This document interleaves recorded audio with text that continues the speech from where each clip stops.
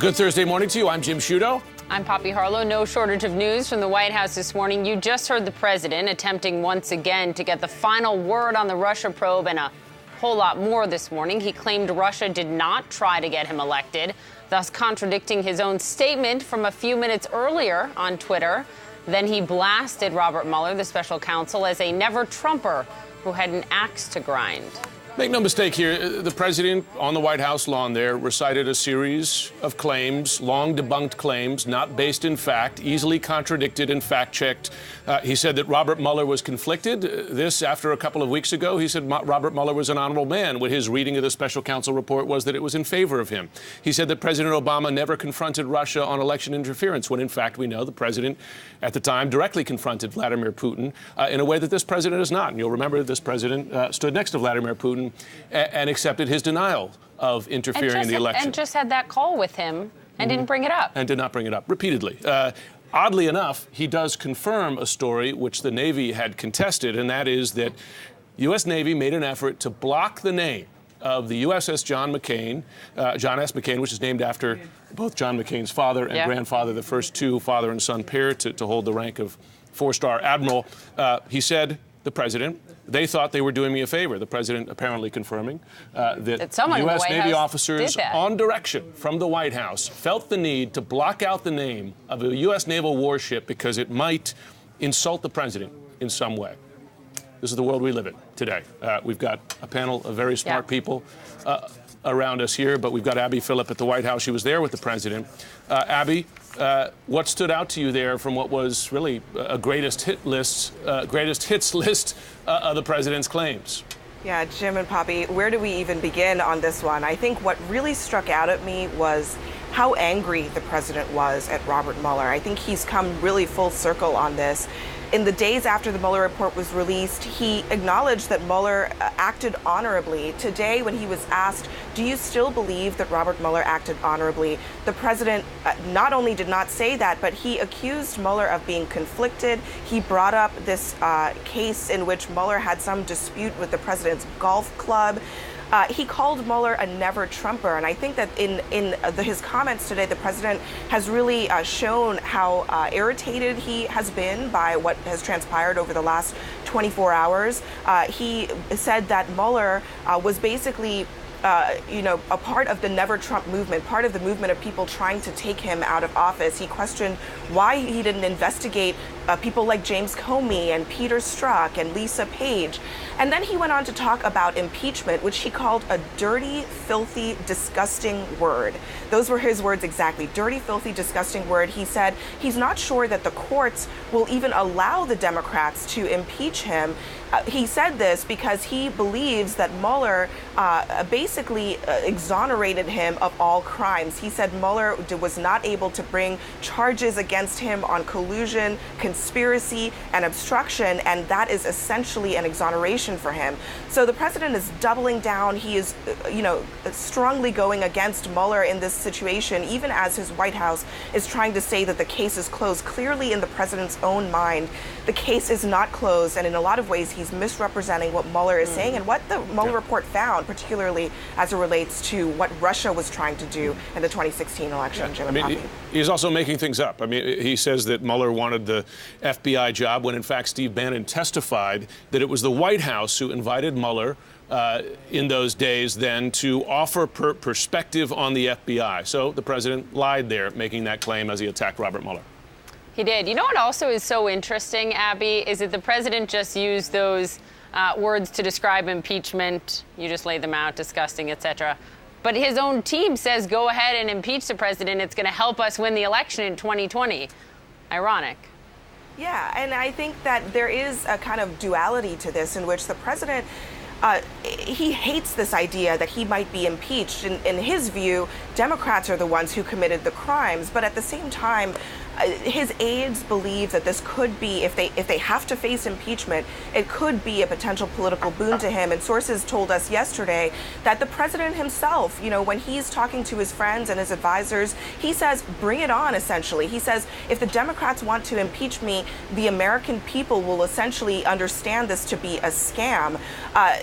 We'll find out whether that is the case or not, whether impeachment even happens and whether he will win out. But I think he's experiencing both thoughts at the same time, in which he thinks impeachment is wrong. Democrats can't do it to him. But at the same time, if they do, that he will win out at the end. Okay, Abby Phillip, thank you very, very much for all of that. The president may have been very honest this morning on Twitter. Let's pull up for you his tweet in the last half an hour or so. All right, so let me read this to you. It's a little far away from me. All right, here, look at the highlighted part. I had nothing to do with Russia helping me get elected.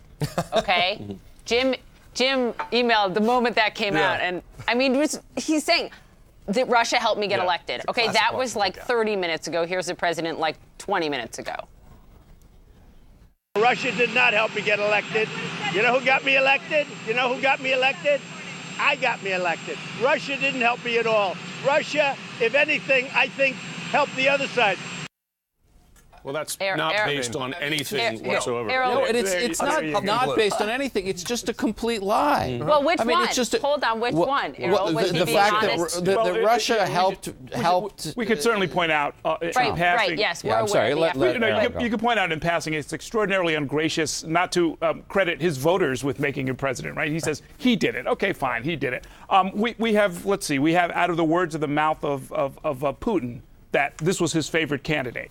We have all of the intelligence agencies. We have this exhaustive report. And we have the president half an hour ago all saying Russia wanted Trump to be elected. We have the whole premise of the Trump Tower meeting. I mean, we have the whole premise of the Trump Tower meeting. Everyone knows this. Everyone knows this. So the question becomes, following up on Jeffrey's point, why does somebody tell an obvious lie that everybody knows is just that? Well, I think he's building a political case. He's giving some kind of talking points to his diehard supporters who are not really interested in facts. They know they're going to support him. He's just giving them something that is sort of plausible to say. And to that point, why does he think his supporters are such rubes?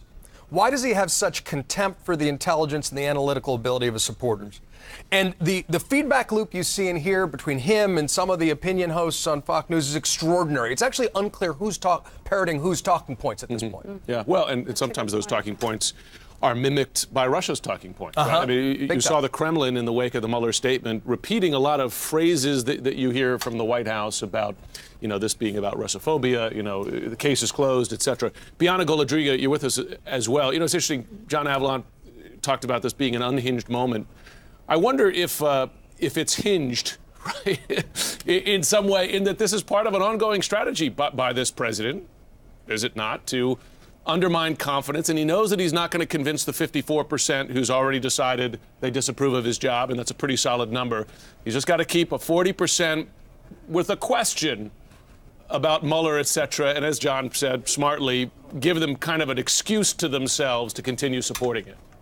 Look, there was nothing that we saw or heard from Mueller yesterday that veered off of that initial report other than we heard from him, right? And look at how that got under the president's skin. 6 weeks ago when the report came out, he called him an honorable man. Today he called him some of the worst offensive language that we've heard him in reference to Bob Mueller. We've heard him use in reference to Bob Mueller. So you clearly can see the impact of Bill Barr's initial 4-page memo. I mean, imagine if we had just heard what we heard from Robert Mueller yesterday, 3 days after that report came out. Instead of hearing about the 4-page report in the summary from Bill Barr, imagine if we just heard those 8 minutes from Robert Mueller yesterday. The lines have been blurred. They've been muddied. I didn't hear Robert Mueller accuse the media of misinterpreting the Mueller report as we'd heard from Bill Barr. You heard Robert Mueller thank the investigators, thank the FBI officials, thank the prosecutors that had worked with integrity.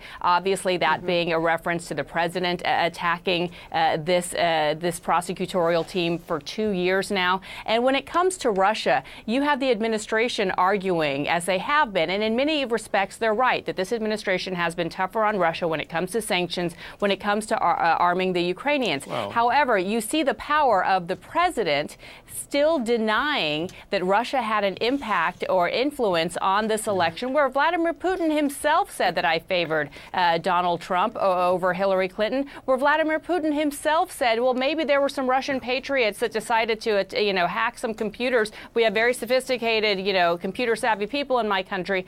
Donald Trump, by the President of the United States, not addressing this head-on, not saying that this is the one issue we're going to tackle, and our election system, our democratic process, will not be attacked by any country, regardless of who they support. That speaks volumes. That speaks volumes to Vladimir Putin, and that gives him the plausible deniability that he has used to this day.